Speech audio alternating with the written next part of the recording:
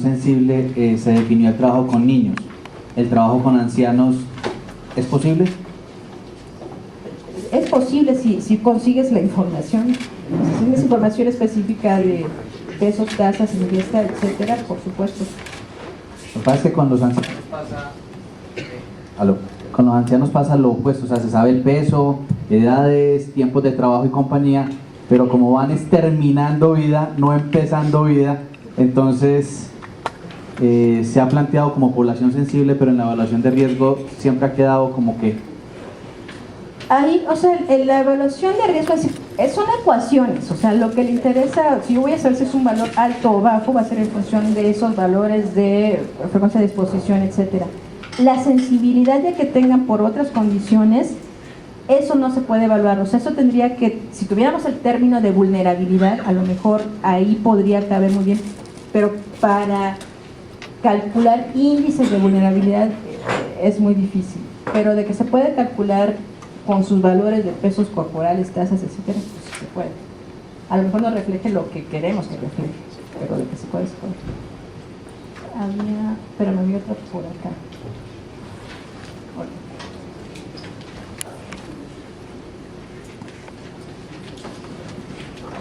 Sí, doctora, de acuerdo al estudio que presentó de riesgos a la salud, de acuerdo a las referencias que vi, bueno, es de la EPA, ¿no? Pero hay una metodología que sacó la Organización Panamericana de la Salud, que, bueno, es una adaptación más que nada de la EPA, pero para países en desarrollo, ¿no? ¿Qué tan válido es usar esta metodología en estudios de este tipo?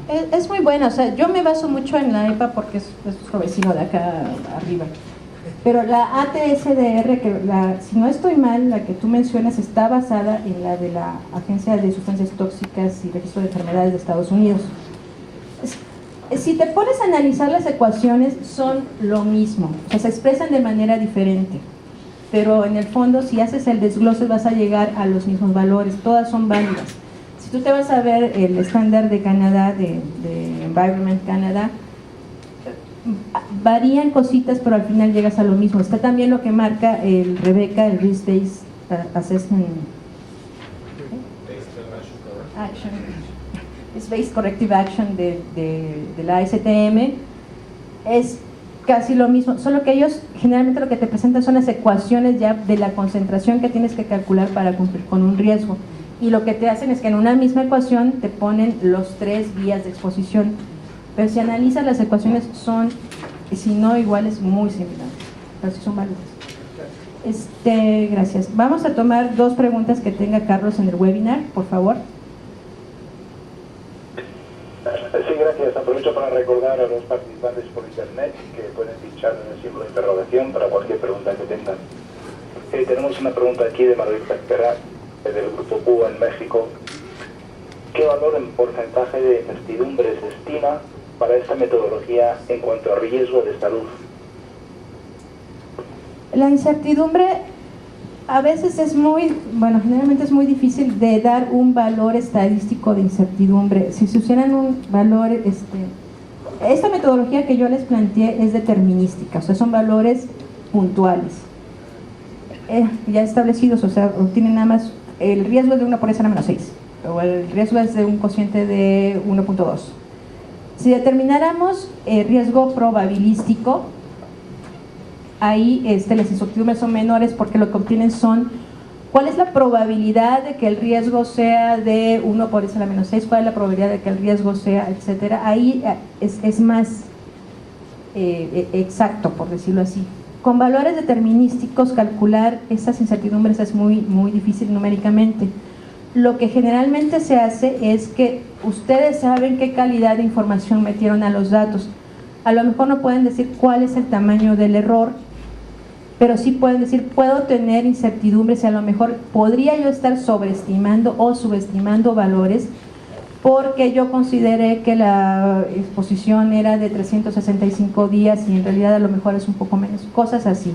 Pero dar valores numéricos es muy difícil, a menos que tengan con qué comparar lo que estimaron con lo que realmente ocurre. O sea, yo, por ejemplo, en un estudio que hice de evaluación de riesgo ecológico, yo sí pude medir las concentraciones de los contaminantes en los tejidos de la fauna y luego me puse a hacer los cálculos con lo que me marcaban las ecuaciones de transferencia de contaminantes. Yo ahí sí pude ver dónde, comparando ya el valor real que me marcaban las concentraciones con lo que me daban las estimaciones en las ecuaciones, pude decir si estaba estimando o sobreestimando el riesgo con las ecuaciones si no hubieran medido las concentraciones. Ahí yo ya puedo reducir el valor de incertidumbre, pero es muy difícil hacerlo y muy, muy costoso. La siguiente. Ya está. Carlos. Sí, no tengo más preguntas. Ok, entonces tomamos una acá de Leonardo y luego... ¿Sí tiene? Bueno, ¿tiene más Acaba de preguntas? entrar otra pregunta. Sí tiene una pregunta. Ok, tomamos tu pregunta, Carlos. Sí, gracias. Esta de Leopoldo Báez en La Plata, Argentina. Si los valores de la evaluación cuantitativa del riesgo da un valor aceptable dentro de la normativa vigente, existen casos donde la percepción pública del riesgo, la percepción pública del riesgo, difícil de leer. Denme 5 minutos, vayan con esta. Ok, tomamos una acá. Gracias. Sí, lo mío son por un lado 2 aportes y después una pregunta. En relación a lo que preguntaban recién acá de la posibilidad de considerar efectos a poblaciones más vulnerables como ancianos, otra posibilidad que se ofrece es en el cálculo de la dosis de referencia aplicar un factor de 10 para tener un margen de seguridad en función del NOAEL, que es el dato toxicológico a partir del cual se calcula la dosis de referencia. Entonces hay otra posibilidad de manejar esa vulnerabilidad. Otro aporte es en relación a el límite tolerable de riesgo incremental de cáncer, y que bueno, en Argentina también tenemos algunas cuestiones con esto porque no tenemos definido un dato, si es 10 a la menos 4, menos 5, menos 6, y en general es muy difícil llevar desde el punto de vista comunicacional eso a la comunidad.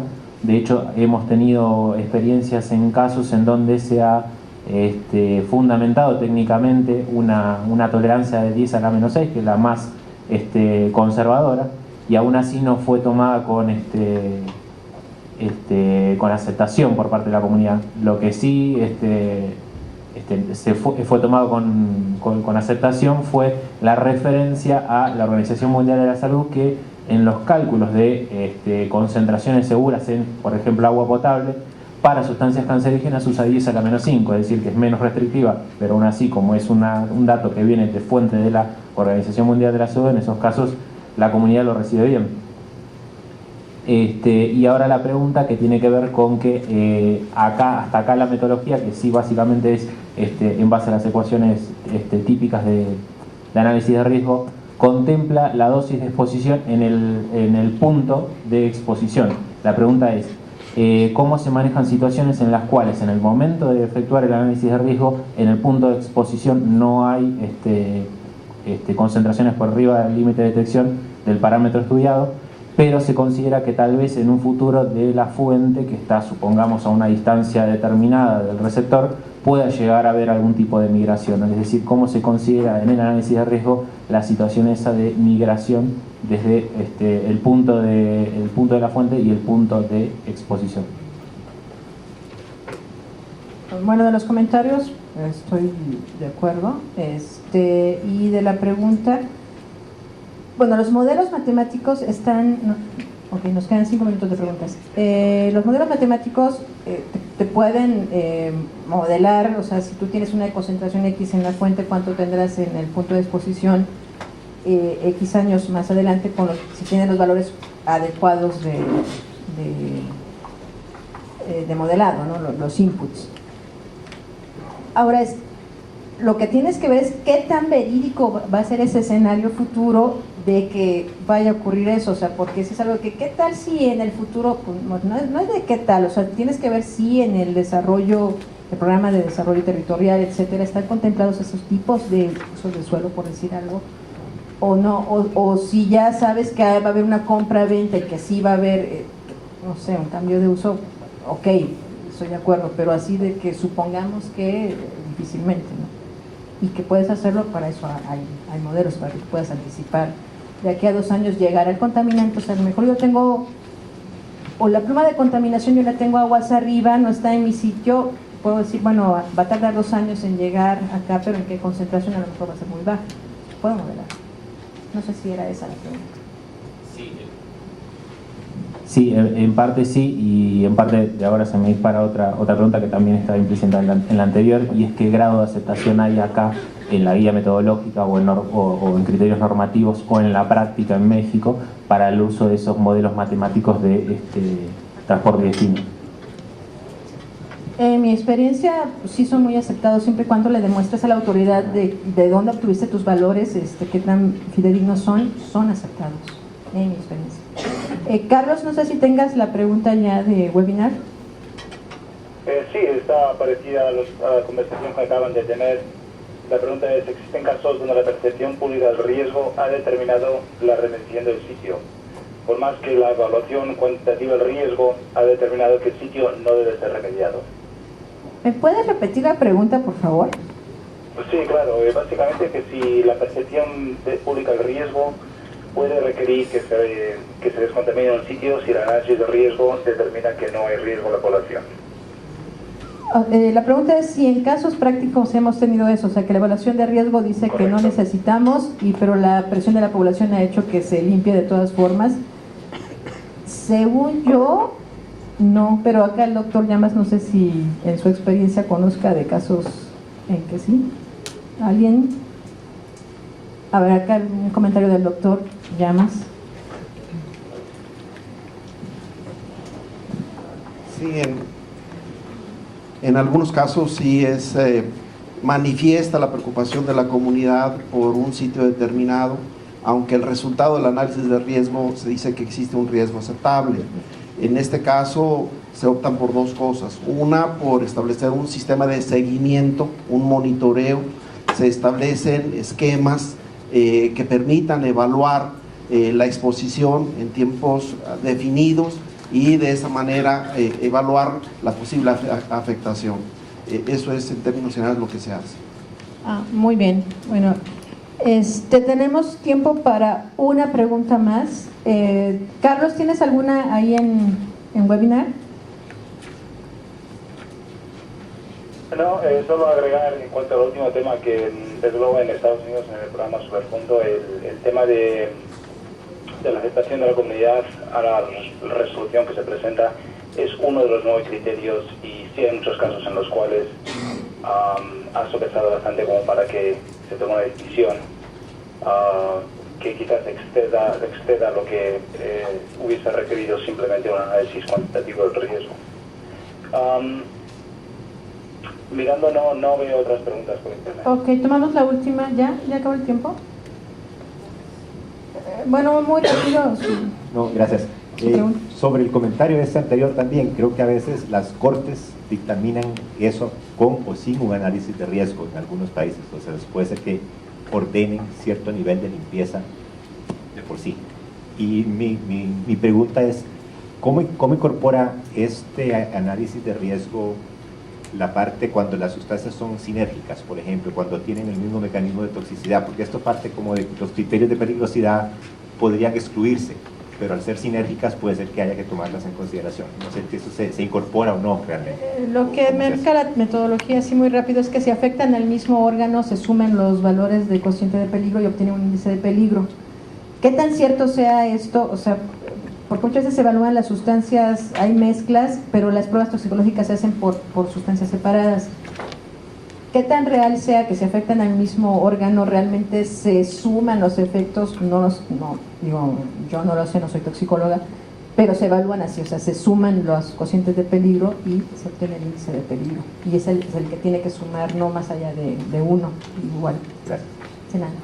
Bueno, es todo para mi exposición. Les agradezco mucho.